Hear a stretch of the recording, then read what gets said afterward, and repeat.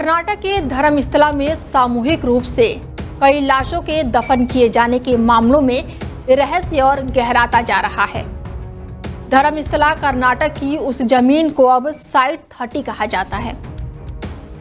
ये कोई आम जमीन का टुकड़ा नहीं है, ये एक ऐसा ठिकाना है जिसे अब साइट 13 कहा जाता है। ये वो जगह है जिसके नीचे सचमुच इतिहास दबा हुआ हो सकता है। खून से लथपथ इतिहास, धर्मस्थला केस की सबसे खौफनाक गवाही इसी साइट 30 से जुड़ी हुई है।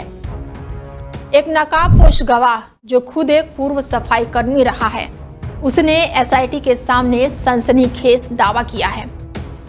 उसने कहा था कि मैंने खुद सैकड़ों लाशें दफनाई है। साइट 13 पर सबसे ज्यादा, जी हाँ, साइट 13 एक ऐसी जगह जहां कभी गड्ढे खोदे गए थे और कहा जाता है कि वहीं जिंदगी के सबसे काले सच दफन है। और इस मामले में एक ऐसी महिला भी सामने आई जिसने नकाबपोश पूर्व कर्मचारी के दावों को पुख्ता कर दिया। उस महिला गवाह का कहना है कि उसने एक बार पूर्व सफाई कर्मचारी को खुद लाशें दफन करते हुए देखा था। एसआईटी उस महिला के बयान की जांच कर रही है, लेकिन सवाल यह है कि जब ये गवाही इतनी भारी है तो एसआईटी ने इस जगह की खुदाई क्यों नहीं शुरू की। एसआईटी ने आधिकारिक तौर पर बताया कि साइट 13 पर खुदाई तकनीकी कारणों से रोकी गई है, लेकिन ये तकनीकी कारण क्या है? क्या जमीन इतनी कठिन है कि खुदाई नहीं हो सकती, या फिर किसी और स्तर पर रोका जा रहा है सच तक पहुंचना?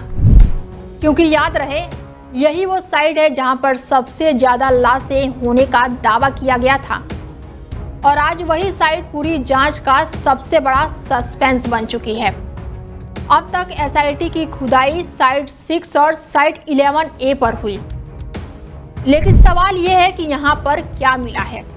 आपको बता दें कि यहाँ पर इंसानी हड्डियों के टुकड़े मिले हैं, हड्डियों में चूड़ियाँ मिली हैं और कुछ कपड़े मिले हैं। लेकिन साइट 13 जहां पर सबसे ज्यादा साक्ष्य मिलने की संभावना थी, अब तक उसे छुआ तक नहीं गया। क्या एसआईटी किसी दबाव में है? क्या एसआईटी 13 पर कुछ ऐसा है जो बाहर आ गया तो पूरा सिस्टम हिल जाएगा, या फिर सच को दफन करने वाले अभी भी ऊपर बैठे हैं?